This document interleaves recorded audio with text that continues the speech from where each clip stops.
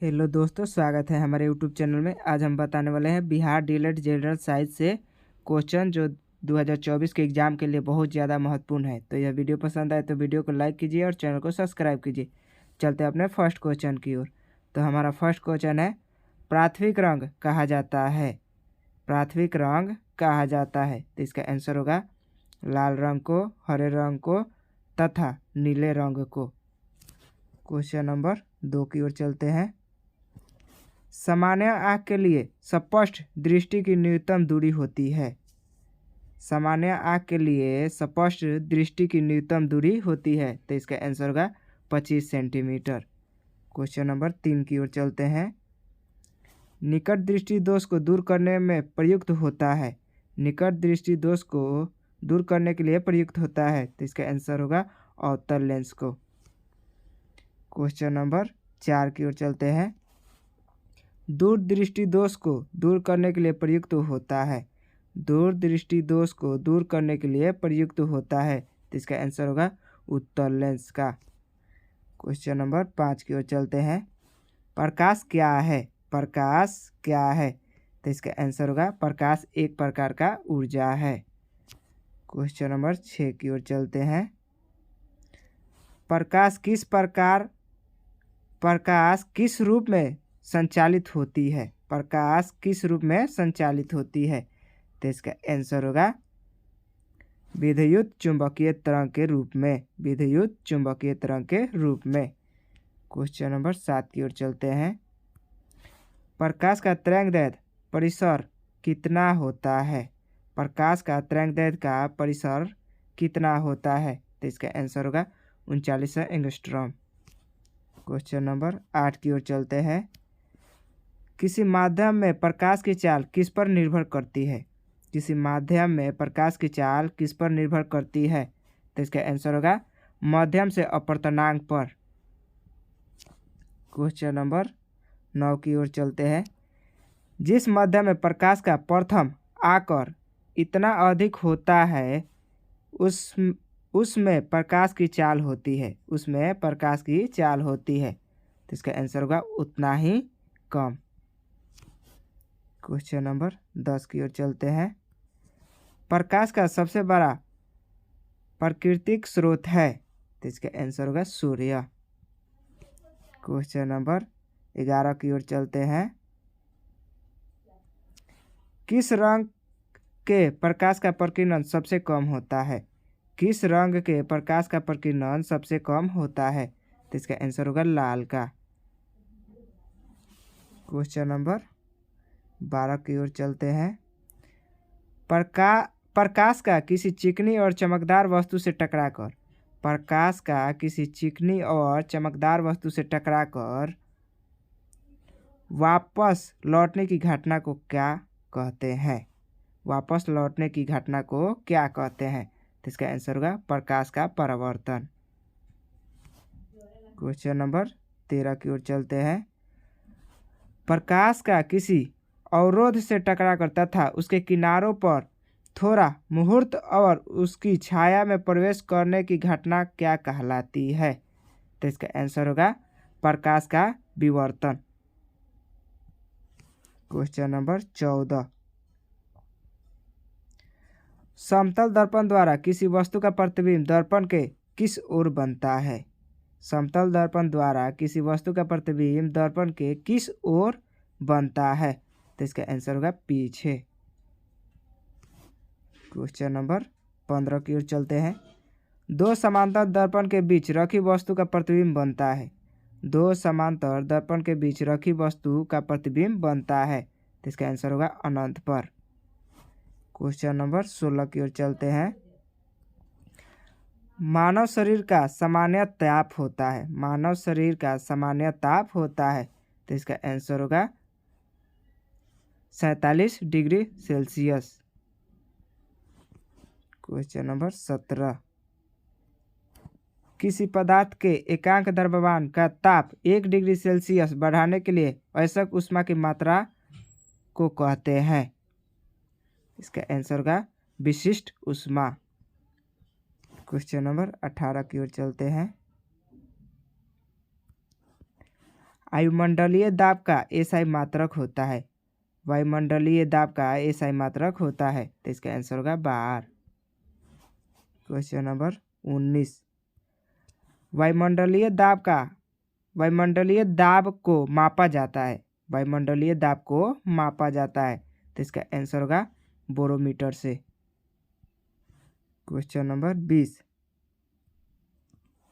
अपेक्षिक घनत्व को मापा जाता है। अपेक्षिक घनत्व को मापा जाता है, तो इसका आंसर होगा हाइड्रोमीटर से। Question number 21।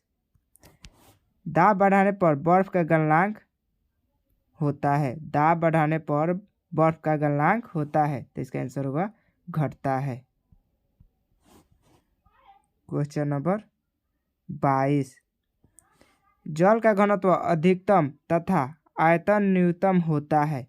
जल का घनत्व अधिकतम तथा आयतन न्यूनतम होता है, तो इसका आंसर होगा 4 डिग्री सेल्सियस पर। क्वेश्चन नंबर 23 की ओर चलते हैं। वर्षा की छोटी छोटी बूंदें गोले होती है। वर्षा की छोटी छोटी बूंदें गोल होती है, तो इसका आंसर होगा पृष्ठीय तनाव के कारण। Question number 24। अस्थायी तथा अस्थायी चुंबक बनाया जाता है। अस्थायी तथा अस्थायी चुंबक बनाया जाता है, तो इसका आंसर होगा नरम लोहे तथा इस्पात के। नरम लोहे तथा इस्पात के बनाए जाते हैं। बोरोमीटर का पाठ्यांक धीरे धीरे गिरना प्रदर्शित करता है। बोरोमीटर का पाठ्यांक धीरे धीरे गिरना प्रदर्शित करता है, तो इसका आंसर होगा वर्षा होने का। क्वेश्चन नंबर 26 की ओर चलते हैं। सेल्सियस एवं फ़ारेनहाइट स्केल समान मान प्रदर्शित करता है, तो इसका आंसर होगा 40 डिग्री सेल्सियस पर। क्वेश्चन नंबर 27 की ओर चलते हैं। सेकंड लोलक का आवर्तकाल होता है। सेकंड लोलक का आवर्तकाल होता है, तो इसका आंसर होगा 2 सेकंड का। आवर्तकाल 2 सेकंड का होता है। क्वेश्चन नंबर 28 की ओर चलते हैं। आवृत्ति और आवर्तकाल के गुणनफल का मान होता है, तो इसका आंसर होगा 1। क्वेश्चन नंबर 29 की ओर चलते हैं। ध्वनि की चाल अधिकतम होती है। ध्वनि की चाल अधिकतम होती है, तो इसका आंसर होगा ठोस में। Question number 30। ध्वनि तरंग होती है। ध्वनि तरंग होती है, तो इसका आंसर होगा अनुदैर्ध्य तरंगे। Question number 31। प्रकाश तरंग होती है। प्रकाश तरंग होती है, तो इसका आंसर होगा अनुप्रस्थ तरंगे। क्वेश्चन नंबर 32 की ओर चलते हैं। ध्वनि की तीव्रता का मात्रक होता है। ध्वनि की तीव्रता का मात्रक होता है, तो इसका आंसर होगा डेसिबल। क्वेश्चन नंबर 33 की ओर चलते हैं। ध्वनि की चाल होती है। ध्वनि की चाल होती है, तो इसका आंसर होगा 760 मील प्रति घंटा। क्वेश्चन नंबर 34 की ओर चलते हैं। ध्वनि का तारतत्व किस पर निर्भर करता है। ध्वनि का तारतत्व किस पर निर्भर करता है, तो इसका आंसर होगा आवृत्ति पर। क्वेश्चन नंबर 35 की ओर चलते हैं। ध्वनि की आवृत्ति अधिक होने पर इसका तारतत्व होता है। ध्वनि की आवृत्ति अधिक होने पर इसका तारतत्व होता है, इसका आंसर होगा अधिक। Question number 36। अधिक आवृत्ति वाली ध्वनि किस प्रकार की होती है। अधिक आवृत्ति वाली ध्वनि किस प्रकार की होती है, तो इसका आंसर होगा पतली। क्वेश्चन नंबर 37 की ओर चलते हैं। ध्वनि की आवृत्ति कम होने पर इसका तारत्व होता है। ध्वनि की आवृत्ति कम होने पर इसका तारत्व होता है, तो इसका आंसर होगा कम। कम आवृत्ति वाली ध्वनि किस प्रकार की होती है? कम आवृत्ति वाली ध्वनि किस प्रकार की होती है? तो इसका आंसर होगा मोटी। क्वेश्चन नंबर 40 की ओर चलते हैं। वायु में ध्वनि की चाल कितनी होती है? वायु में ध्वनि की चाल कितनी होती है? तो इसका आंसर होगा 332 मीटर प्रति सेकेंड। क्वेश्चन नंबर 40 की ओर चलते हैं। जल में ध्वनि की चाल कितनी होती है? जल में ध्वनि की चाल कितनी होती है? तो इसका आंसर होगा 1483 मीटर प्रति सेकेंड। क्वेश्चन नंबर 41 की ओर चलते हैं। लोहे में ध्वनि की चाल कितनी होती है? तो लोहे में ध्वनि की चाल कितनी होती है? तो इसका आंसर होगा 51 से 30 मीटर प्रति सेकेंड। क्वेश्चन नंबर 42 की ओर चलते हैं। ध्वनि ऊर्जा को विद्युत ऊर्जा में परिवर्तित करने वाला यंत्र कहलाता है, तो इसका आंसर होगा माइक्रोफोन। Question number 43। पानी के अंदर ध्वनि की रिकॉर्ड किस यंत्र से की जाती है? पानी के अंदर ध्वनि का रिकॉर्ड किस यंत्र से की जाती है? तो इसका आंसर होगा हाइड्रोफोन से। क्वेश्चन नंबर 44 की ओर चलते हैं। ध्वनि को दूर स्थान तक ले जाने वाला यंत्र कहलाता है, तो इसका आंसर होगा मेगाफोन। क्वेश्चन नंबर 45 की ओर चलते हैं। ध्वनि को किस यंत्र से रिकॉर्ड किया जाता है? ध्वनि को किस यंत्र से रिकॉर्ड किया जाता है? तो इसका आंसर होगा टेप रिकॉर्डर से। Question number 46।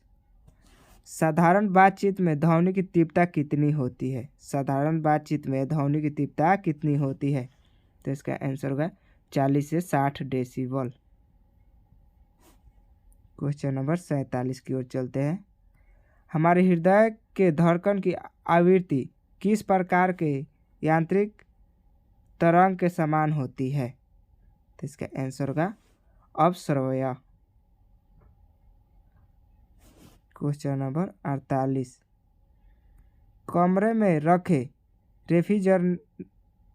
रेफ्रिजरेटर का दरवाज़ा खोल दिया जाए तो कमरे का ताप कमरे में रखे रेफ्रिजरेटर का दरवाज़ा खोल दिया जाए तो कमरे का ताप होगा, तो इसका आंसर होगा बढ़ जाएगा। Question number 49। दूध से क्रीम को अलग करने पर दूध का घनत्व होता है, तो इसका आंसर होगा बढ़ जाता है। तो दोस्तों ये वीडियो कैसा लगा कमेंट में ज़रूर बताएं। धन्यवाद।